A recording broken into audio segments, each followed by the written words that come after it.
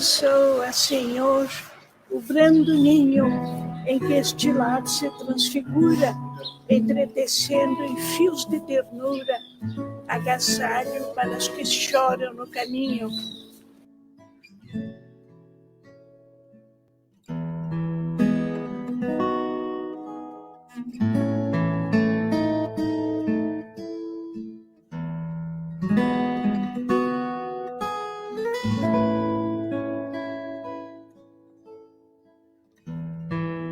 O Abrigo Espírita Oscar José Pitã foi fundado em 1949 e desde então vem amparando o idoso carente com muito amor e dedicação. Os moradores do abrigo são assistidos nas suas necessidades de alimentação, higiene, vestuário, acomodação, lazer e saúde.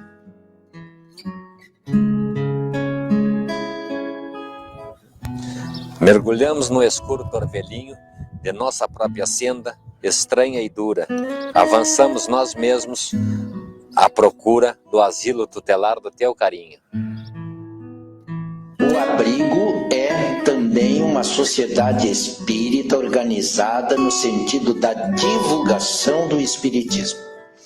Suas atividades se desenvolvem através de reuniões de exposições doutrinárias, grupos de estudos, reuniões mediúnicas, transmissão de passes, atendimento fraterno, entre outros.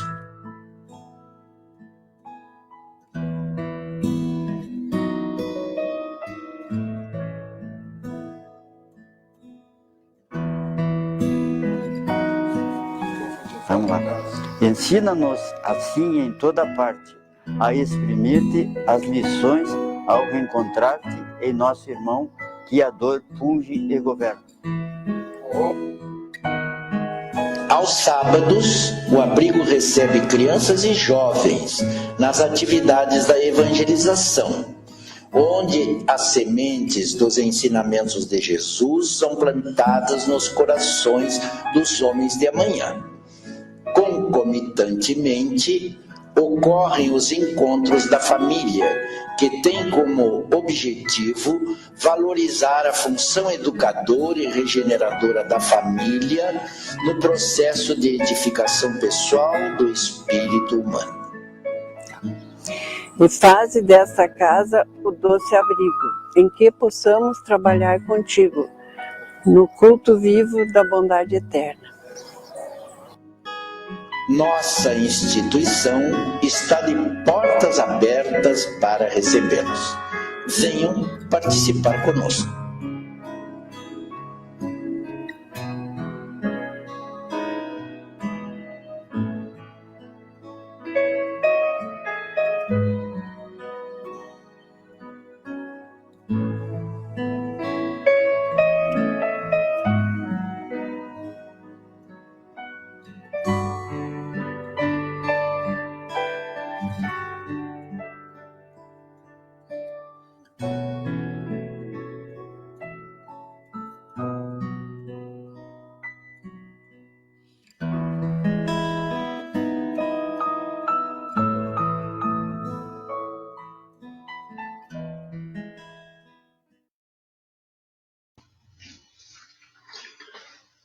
Bom dia a todos, sejam bem-vindos a mais essa transmissão ao vivo, transmissão doutrinária, em que trazemos ao público em geral uma palavra de conforto, uma palavra dos nossos livros que possam engrandecer o nosso conhecimento, trazermos a paz.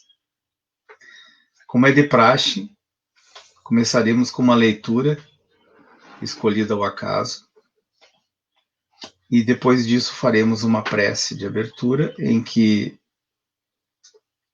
colocaremos então ao vivo aqui a nossa palestrante de hoje. Do livro Pão Nosso, de Francisco Cândido Xavier, o tema número 75, Murmurações.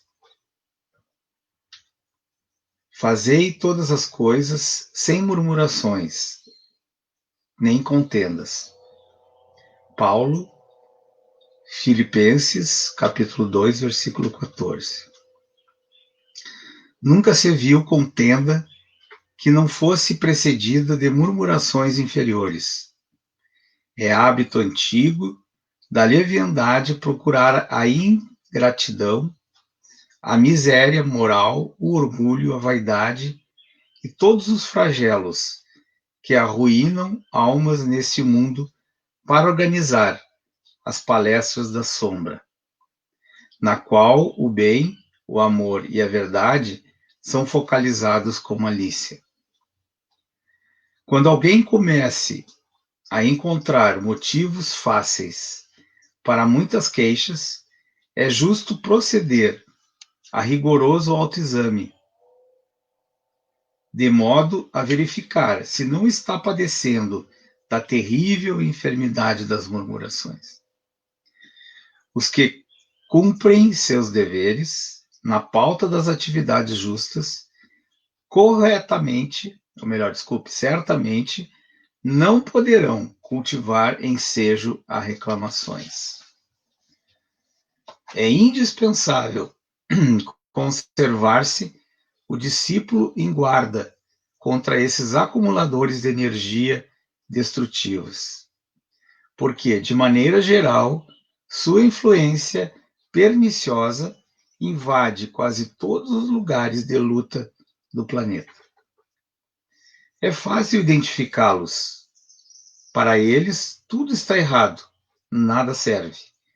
Não se deve esperar algo de melhor em coisa alguma. Seu verbo é irritação permanente.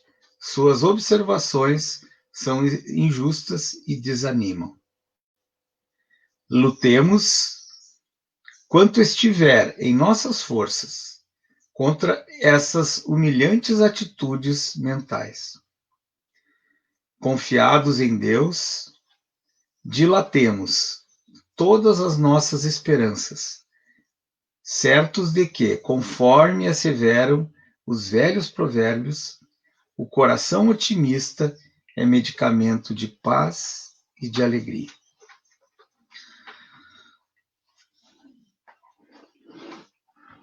Fechamos os nossos olhos físicos, com pensamento dirigido a Deus, a Jesus, pedindo proteção, para que possamos, na nossa caminhada, atingirmos os objetivos propostos e com isso irmos em direção à luz, com os nossos pensamentos positivos, regados pelo amor de Jesus. Agradecemos essa companhia que nos tem dado forças para que possamos ultrapassar momentos difíceis com a garantia de que o fim é o nosso crescimento espiritual e que com isso temos a aprender a cumprir as nossas tarefas neste mundo. Pedimos também que tragam luz à nossa palestrante de hoje, para que ela tenha a inspiração necessária para nos trazer a palavra de Jesus. Que assim seja. A nossa exposição doutrinária de hoje, o tema Entrai pela Porta Estreita, com a nossa irmã Vilma Benchimol. Vilma, seja bem-vinda ao nosso ambiente virtual e ótima palestra para você. Obrigada, Marco. Irmãos do Ideal Espírita, demais pessoas, amigos queridos, bom dia. Que possamos nos mantermos conectados para um entendimento maior sobre esse primoroso ensinamento de Cristo. Quem sabe vem nos trazer algum conhecimento novo e um maior sentido para a nossa existência. Que Jesus permaneça conosco. Muitos de nós já sabem que Jesus criava suas parábolas com os fatos mais comuns do dia a dia e os adaptava aos costumes e ao caráter do povo a quem falava. Era uma forma de seus ensinamentos não serem perdidos ou mal interpretados ao longo das gerações. Isso tudo era com o objetivo de fazer o povo ter uma ideia da vida espiritual. E hoje o nosso tema é do capítulo 18 do Evangelho segundo o Espiritismo.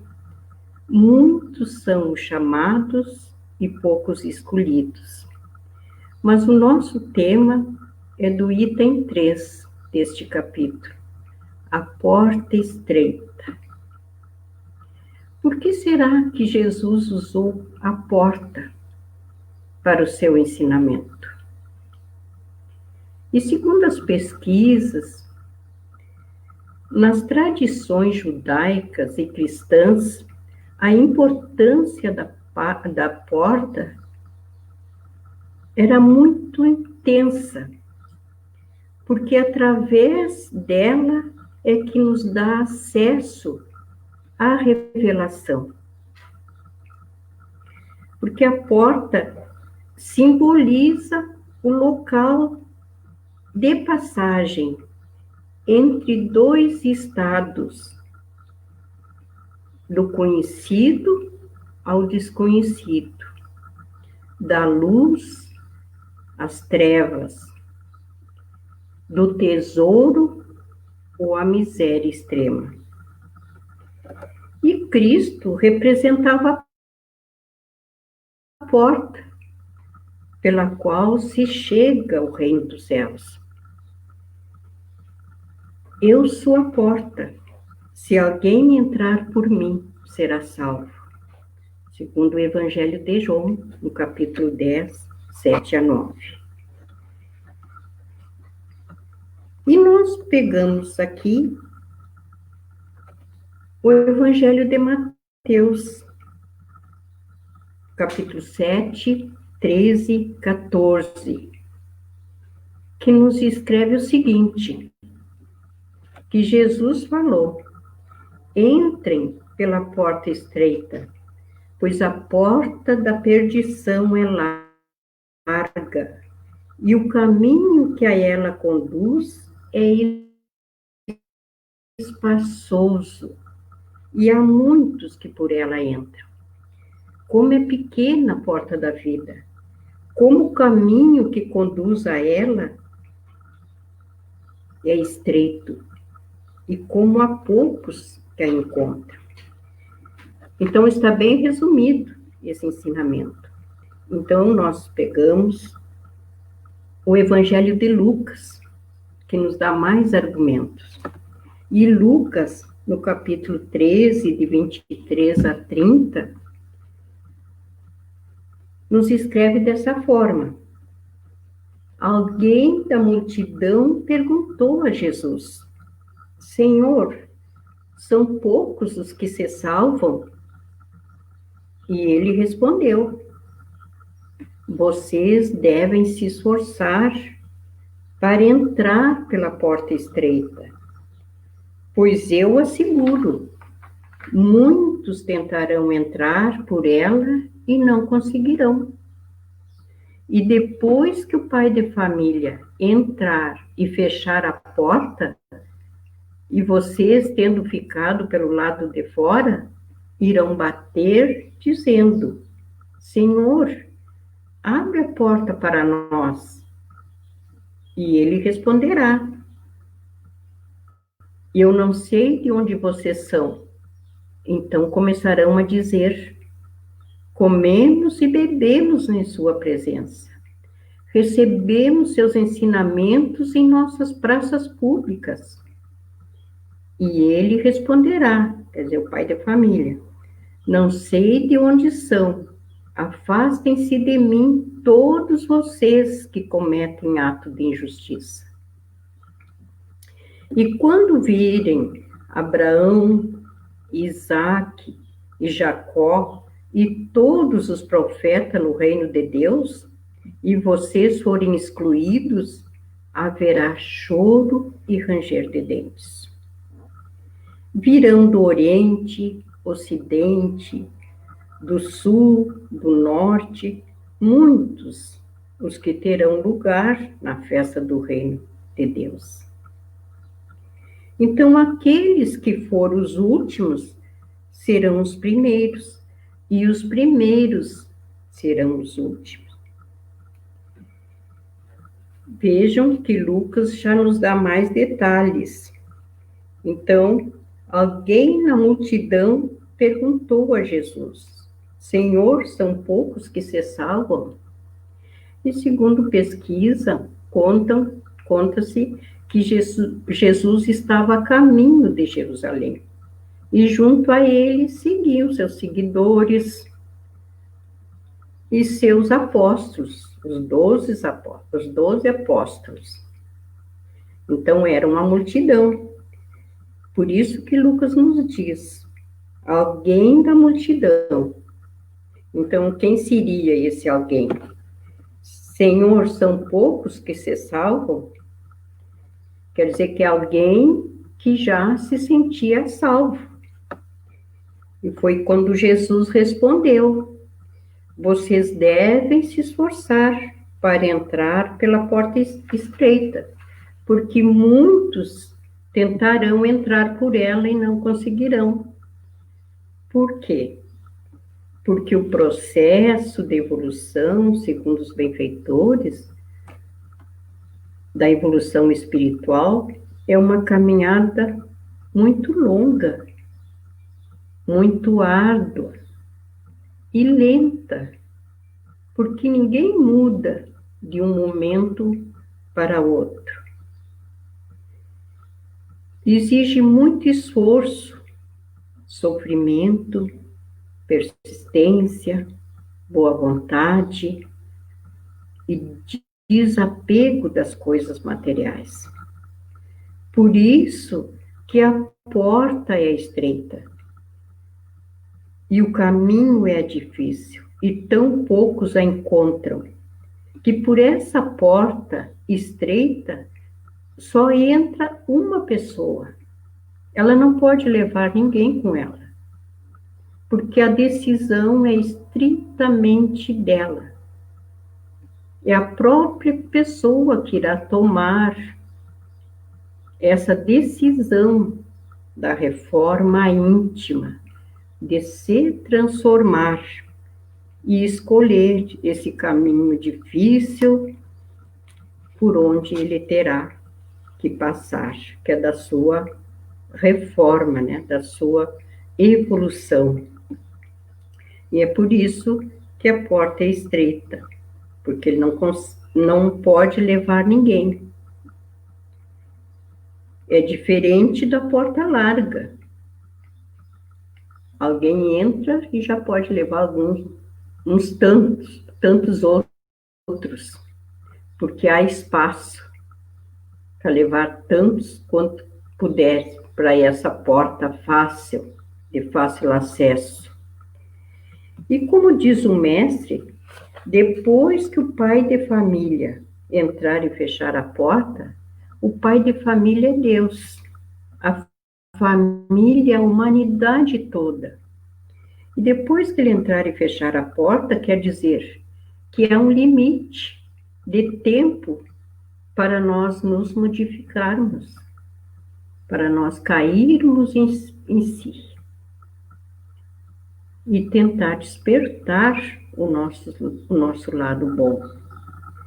Porque o espírito é imortal, mas o corpo tem um prazo de validade. E ninguém sabe quando esse prazo será vencido. Porque depois que entrar o pai de família e fechar a porta, aí não adianta chorar e reclamar. Que há um limite de tempo para que possamos despertar para essa reforma e investir no novo homem, no homem de bem, que possui sentimentos de caridade, de amor ao próximo, fazer o bem pelo bem e sem esperar a recompensa, e retribuir o mal com o bem, e se libertar do homem velho, que em várias encarnações entrou pela porta larga e ali continuou, repetindo por várias e várias reencarnações, atrasando o seu progresso espiritual, pelas facilidades, pelos vícios, pelas paixões, mantendo seu orgulho, seu egoísmo e sua vaidade. E muitos de nós, antes de voltar ao mundo físico, pedimos aos bons espíritos superiores a porta estreita, a fim de conquistar os nossos defeitos, a fim de ressarcir nossos débitos do passado. Mas acabamos esquecendo dos nossos compromissos assumidos na espiritualidade.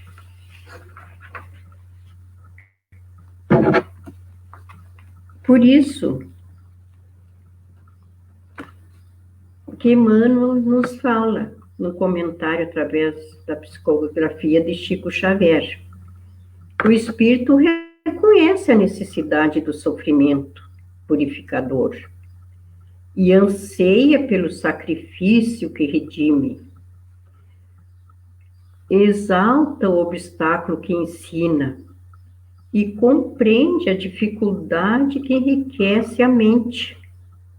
E não pede outra coisa que não seja a lição, que a levará nos caminhos infinitos. Mas estando encarnado, porém, volta a procurar as portas largas, por onde transitam as multidões, esquecendo-se de todos os compromissos assumidos. E trazemos aqui um exemplo do Espírito Irmão X, capítulo 15, de Estante da Vida, pela psicografia de Chico Xavier, que nos narra a seguinte história. As provações pedidas por Alberto Nogueira, no sentido de reparar a sua posição, de espírito delinquente. Então diz o seguinte, Alberto Nogueira: rogo a vossa permissão para tornar ao campo terrestre, a fim de resgatar as minhas faltas. Conceda-me a lepra, o abandono dos entes queridos, a extrema penúria, a loucura ou a cegueira, os calvários morais, a extrema penúria, físicas de qualquer natureza, aí já dá para perceber o tamanho da culpa, do remorso. Por isso que há choro e ranger de dentes. E a conscientização do tempo perdido. E eis o despacho da autoridade superior, que respondeu a ele. O Senhor pede misericórdia, não sacrifício. O interessado respondeu para o Alberto Nogueira.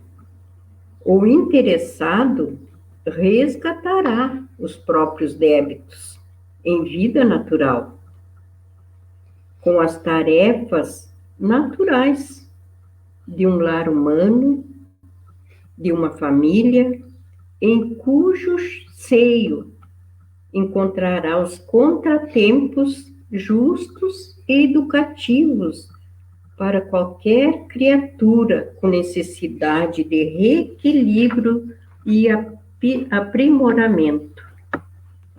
Mas por vontade do Senhor, você será médium espírita, com a obrigação de dar pelo menos 8 horas por semana, gratuito, em favor dos necessitados da terra, consolando-os, instruindo-os na condição de instrumento dos bons espíritos que operam transformação do mundo, em nome do nosso Senhor Jesus Cristo. Vejam a bondade do nosso Pai Maior. Mas certo dia, houve necessidade dos mentores espirituais procurarem Alberto para resolver um problema espiritual de uma mãe e sua filha. Estas foram ao centro no qual ele deveria estar trabalhando e não o encontraram. Depois de muitas informações, foram até sua casa. Alberto Nogueira simplesmente esquivava-se do assunto como se nada tivesse a ver com a dificuldade. Aquele espírito valoroso que pedira lepra, cegueira, loucura, etc., a fim de desagravar a própria consciência, esquecera todas as necessidades que lhe caracterizavam a obra do reajuste. E preferia a ociosidade, enquadrado em pijama, com medo de trabalhar. Quer dizer, essa é a nossa história e a história de muitos. E por isso a grande frase, né? Se não aprende com amor, será com a dor, com tudo aquilo que ele pediu. Por isso que exige esforço, boa vontade e perseverança e humildade para conhecer-se melhor, para detectar seus defeitos e na conscientização deles é que poderá promover a mudança. Só o conhecimento processará a reforma íntima. Não se pode mudar o que não conhecemos. E para isso é necessário que tenhamos humildade para nos observar, nos conhecermos melhor, detectar nossos defeitos, nossos desequilíbrios que nos dificultam os nossos relacionamentos, porque com esse conhecimento constante e gradativo, eu vou ter mais responsabilidade em me transformar em pessoa melhor. E aí, não iremos buscar os motivos nas pessoas que nos rodeiam, nos familiares, nos espíritos. Nós mesmos podemos trabalhá-los para que se tornem melhores os nossos defeitos, transformá-los.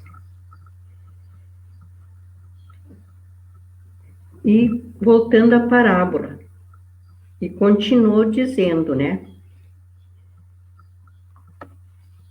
E Jesus, se referindo ao Pai, e ele responderá: afastem-se de mim, todos vocês que cometem ato de injustiça.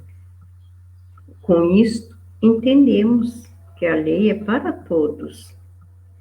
Que se depois de aceitarmos Jesus como modelo e guia em nossos caminhos, conhecendo seus ensinamentos e ainda cometermos atos de injustiça, é porque não nos unificamos com o nosso mestre. Como ele diz, comer, beber e ouvir os ensinamentos, e mesmo assim ainda cometem enganos, erros, injustiças.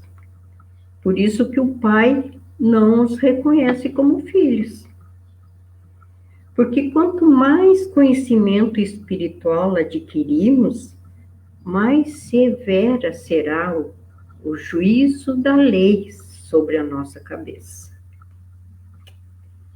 Assim, não podemos nos permitir sermos menos cuidadosos com os outros na observação do verdadeiro código moral que Jesus nos ensinou. Porque o progresso espiritual e o mais alto padrão de conduta moral devem sempre andar de braços dados. Porque se ambos não estiverem presentes, é porque nenhum está. Esse esclarecimento encontramos na obra Nos Tempos de Paulo, página 160, por Francisco Ferraz Batista. Lembrando a parábola, que são muitos os que terão lugar no reino dos céus, quer dizer que são muitos porque está aberto para todos os filhos de Deus. E aqueles que evoluíram, que entenderam a mensagem de Deus, já se encontram no reino dos céus. E aqueles que ficaram por último, então irão chorar, sofrer e se arrepender pela oportunidade sagrada que perderam de se reformarem. Mas a doutrina espírita nos esclarece, segundo os benfeitores, que somos responsáveis em transformar sementes em árvores frondosas e que deem frutos. Que o nosso jardim íntimo dependerá do nosso cultivo, belo, com lindas flores, com árvores frondosas ou com espinhos, mas consciente, depois de um amadurecimento espiritual, que tudo que semearmos, iremos colher. E sabendo disso, naturalmente, que vamos procurar semear as boas sementes, que são as virtudes que o Espírito traz e herdadas pelo nosso Pai. porque as oportunidades sempre serão nos oferecidas por Deus para nós trabalhar as nossas virtudes. Mas caberá a nós em desenvolvê-las.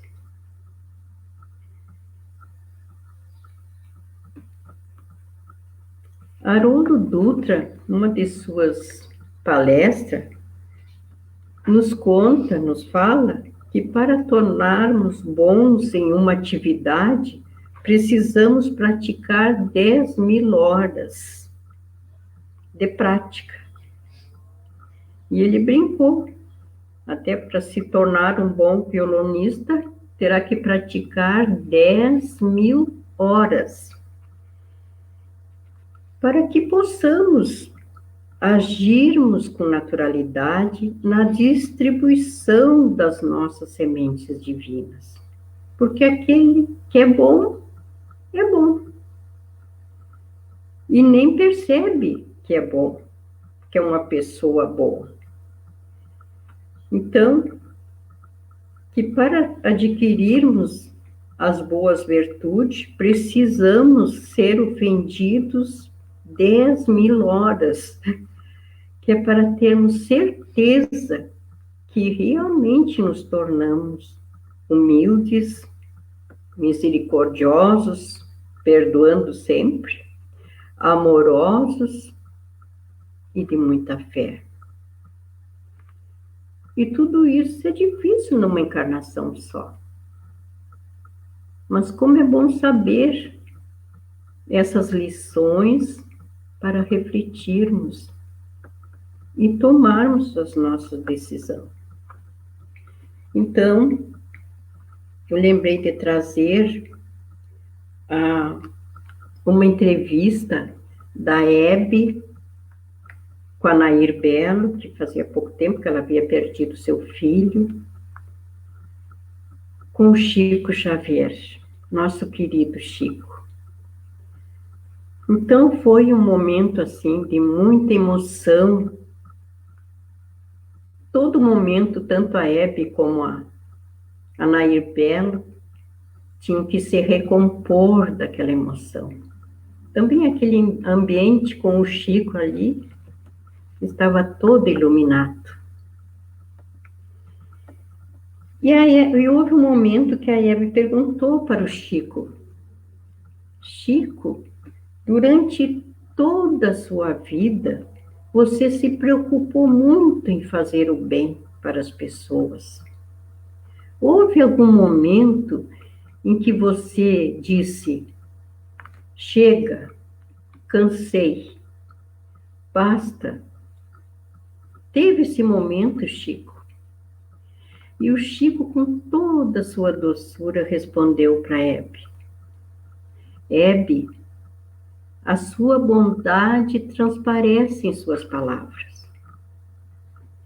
Eu nunca me vi como alguém que fez ou que faz o bem, porque durante toda a minha vida eu me preocupei em cumprir com o meu dever, com a comunidade e a minha consciência. Graças a Deus, disse ele.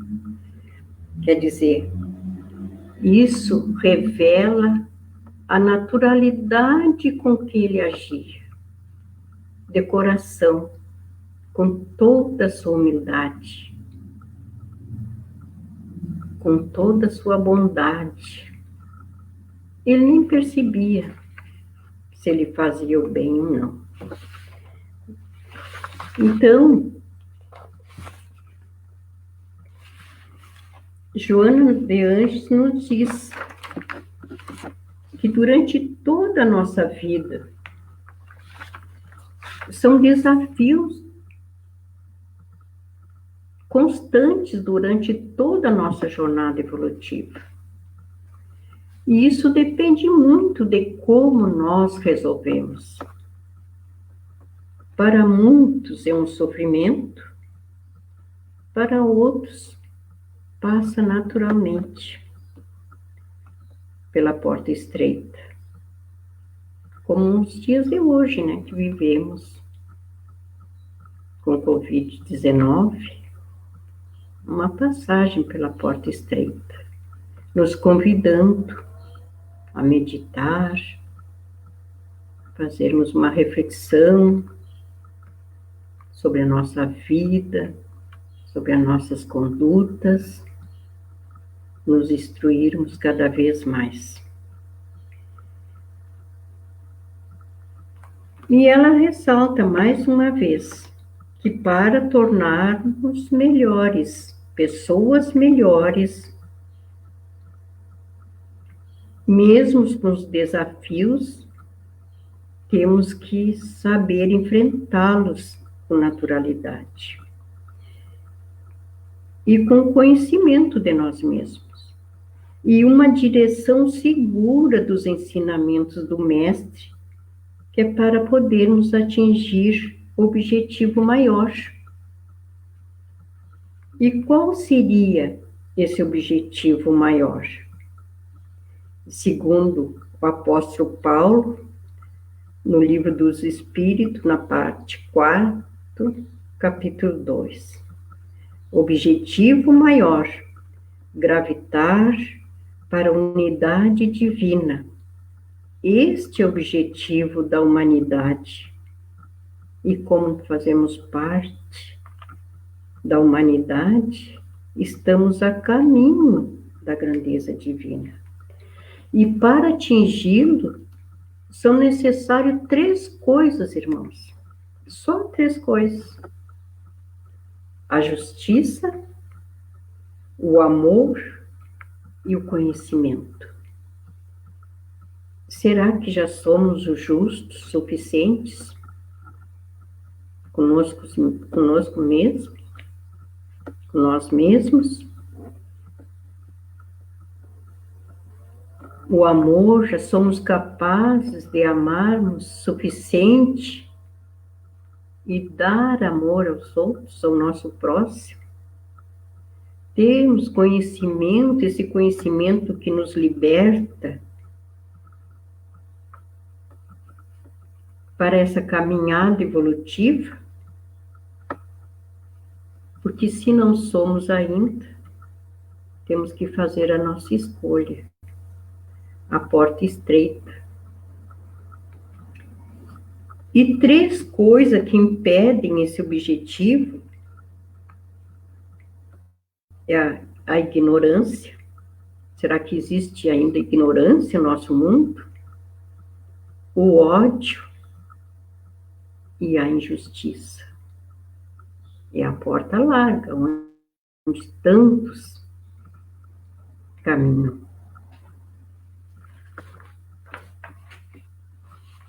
Então, nos perguntamos, e será que existem pessoas que reencarnam e gozam de alegrias, conforto, poder, sem passar pela porta estreita, que não tem nada a redimir? E nós citamos como exemplo a Condessa Paula, que é lá na segunda parte da obra Céu e Inferno da Codificação. No 2º capítulo. Foi uma jovem rica, bela, virtuosa, tanto em qualidades morais como intelectuais. Como esposo, ocupava o cargo elevado de conde, e ela conseguia lidar com tudo isso com a maior tranquilidade, de consciência, e foi uma pessoa muito feliz. Mas ela não esqueceu os pobres, auxiliava em tudo que podia, com medicamento, com vestuário, com alimentos. E numa evocação para os estudos da codificação, Um familiar seu a evocou depois que ela faleceu, já fazia 12 anos que ela havia falecido. Morreu muito jovem, com 36 anos. Para saber como conheciam a conduta dela, e que era uma pessoa muito bondosa, muito querida por tantos. Tanto é que no velório dela era uma multidão e pessoas lamentando a partida tão brusca e precoce, porque ela deixou muitas pessoas que ela ajudou com muito pesar de ficarem longe dela. Então, porque a riqueza não define o caráter da pessoa. Tem muitos ricos, desculpe, que são humildes e muitos pobres que são orgulhosos. E ela declarou, durante essa comunicação, o quanto era feliz, e que ela foi feliz aqui na Terra, tanto que ela não conseguia lembrar de algum momento de desgosto que ela tenha tido aqui na vida física. Mas por quê? Porque todas as dores, sofrimento, provações, expiações, ela já havia passado. Ela já havia sofrido tudo. E seu espírito ainda faltava uma grande prova, das mais perigosas, que era a prova recente, a prova da riqueza, naquela encarnação que ela teve. E ela foi bem-sucedida, conseguiu viver no conforto, tendo tudo que ela precisava, mas jamais esqueceu dos seus irmãos necessitados. E é possível que alguém que vive num mundo de espaçoso, de orgulho, de honras, de iniquidades, se arrepender na mesma encarnação e mudar? Sim. Temos exemplo de Zaqueu, publicano, cobrador de impostos,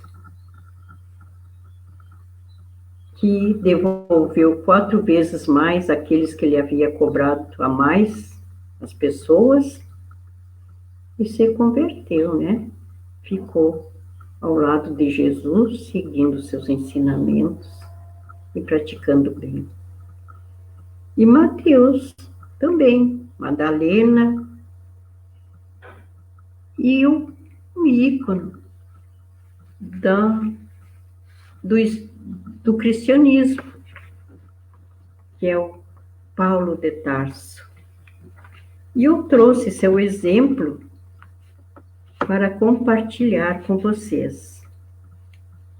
Paulo de Tarso foi Saulo de Tarso. Saulo nasceu em Tarso. Um jovem de uma boa família. Seu pai era judeu, fariseu, fanático, orgulhoso. Criou seu filho com todos os recursos, teve uma boa educação e ele tornou-se um soldado romano, porque Jerusalém estava sob o domínio de Roma. E para satisfazer os romanos, Paulo optou em ser o perseguidor dos apóstolos de Cristo, porque estavam agindo contra a lei de Moisés daquela época.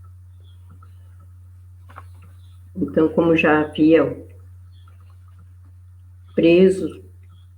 prendido alguns, sacrificado, por exemplo, o Estevão, está na obra Paulo Estevo, para quem não leu. Paulo de Tarso, um dia, a caminho de Damasco, teve esse encontro inesquecível com Cristo. E Cristo já não estava mais na terra. Ele ia em busca, Saulo, ia em busca de um apóstolo do Cristo para prendê-lo. Era próximo ao meio-dia, distante da cidade de Damasco. Mas seus contornos, pomares espessos, cúpulas cinzentas, se esboçavam ao longe.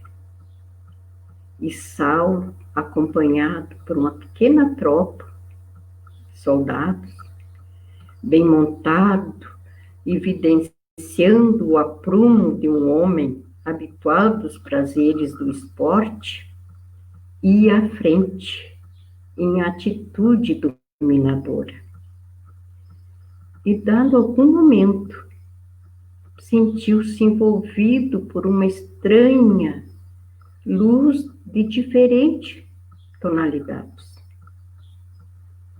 Teve a impressão que o ar se fechava como uma cortina e sente uma estranha vertigem. E após o esforço doloroso em reagir, quer chamar seus soldados, mas a voz não sai. E a confusão dos sentidos faz com que ele caia do cavalo, sobre areia quente. A visão parece dilatar-se ao infinito. Outra luz lhe banha os olhos e vê surgir a figura de um homem de majestosa beleza, dando-lhe a impressão que descia do céu vindo ao seu encontro. Sua túnica era feita de pontos luminosos, os cabelos sobre os ombros, olhos emanados de simpatia e de amor, iluminando a fisionomia grave e terna, onde pairava uma divina tristeza. O doutor de Tarso contemplava-o com espanto profundo e foi com uma inflexão de voz. O desconhecido se faz ouvir. Saulo, Saulo, por que me persegues? Sem definir o que se passava, instintivamente, Saulo se encontrava de joelhos, sem entender aquela figura divina, que viera do céu, fazendo com que seu coração acelere de emoção desconhecida. Uma voz trêmula e receosa pergunta: quem sois, Senhor? Envolvido de uma luz balsâmica e num tom de inconcebível doçura, o ser responde: eu sou Jesus.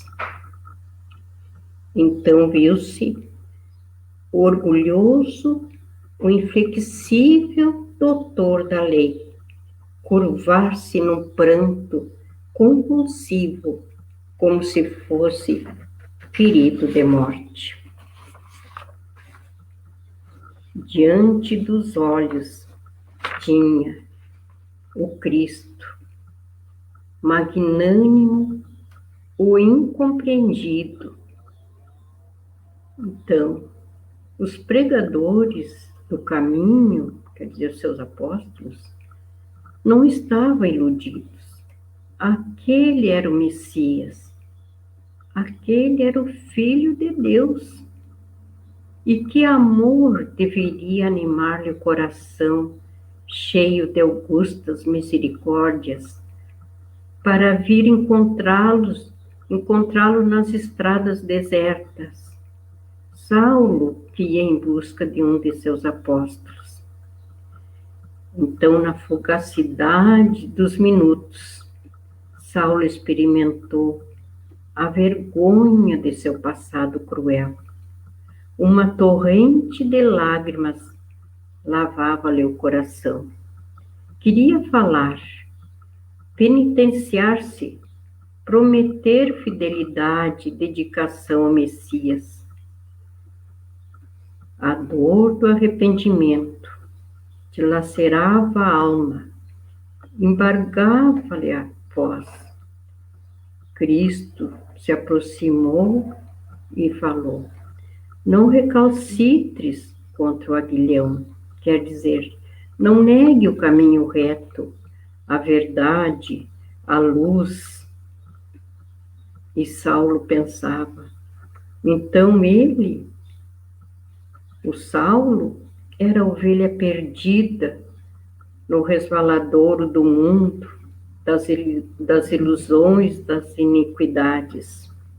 Lembrou das provações rígidas, dolorosas, porque passara, sem ao menos buscar o Cristo, os seus ensinamentos. Banhado em pranto, como nunca lhe acontecera na vida, fez ali mesmo, diante do olhar assombrado de seus soldados, e no calor escaldante do meio-dia, a sua primeira profissão de fé. Senhor, o que quereis que eu faça? E Paulo se rendeu a Cristo. E tornou-se um dos maiores trabalhadores, divulgadores da Boa Nova, para que a mensagem de Jesus se espalhasse pela humanidade. O grande servidor do nosso Mestre Jesus, Paulo de Tarso. É na obra Paulo Estevão, pelo Espírito Emmanuel, psicografia de Chico Xavier. Então, meus irmãos, a luta de Paulo foi para que a mensagem se espalhasse ao mundo, nos convidando a nos reformar o nosso caráter. E a nossa mensagem de hoje, quer dizer, o nosso trabalho de hoje, nos convida nos dias atuais a lutar contra as nossas imperfeições, as nossas lutas interiores conosco mesmos. Era essa o estudo da porta estreita. E que um dia possamos todos chegarmos primeiro, no reino dos céus, não por ordem de chegada, que sejamos primeiros,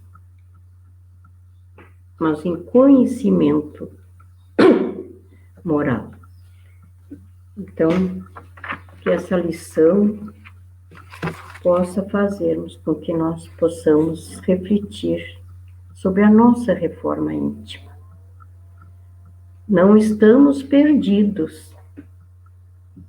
Poderemos estar adormecidos. É hora de despertar. Desejo a todos um bom domingo, que seus lares estejam cheios de luzes, de alegria, de esperança, de saúde, e que o amor do nosso Mestre Jesus continue no coração de todos. Que assim seja. Muito obrigada.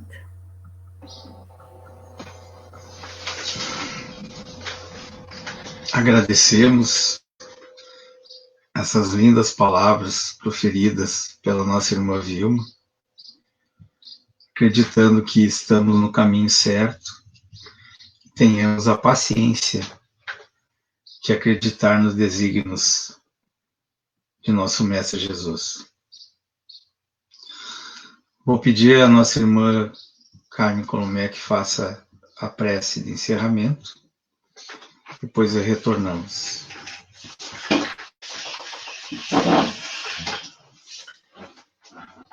Então, nós convidamos a todos para que possamos fechar os nossos olhos e elevarmos os nossos pensamentos ao Mestre querido.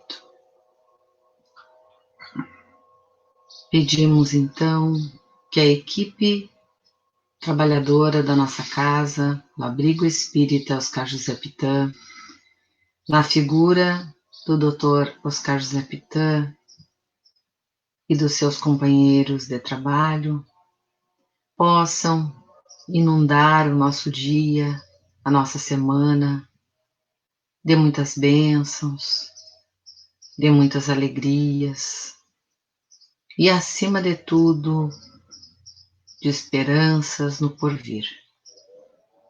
Que nessa semana que se inicia, possamos estabelecer a meta de sermos um pouquinho mais tolerantes, confiantes, esperançosos nos dias que virão frente aos desafios que enfrentamos. Que estes ensinamentos da doutrina espírita calem fundo nos nossos corações e que nos amparem, nos consolem, nos confortem nos tempos em que atravessamos.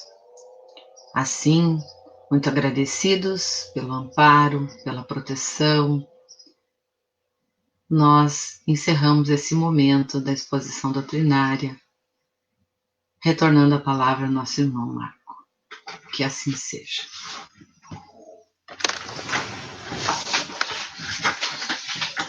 Agradecemos, então, mais uma vez aos nossos ouvintes, telespectadores.